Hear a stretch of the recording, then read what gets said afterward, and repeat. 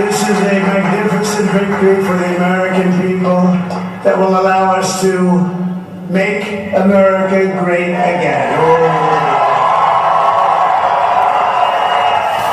And in addition to having won the battleground states of North Carolina, I love these places, Georgia, Pennsylvania, and Wisconsin, we are now winning in Michigan, Arizona, Nevada, and Alaska, which would result in us carrying at least 315 electoral votes,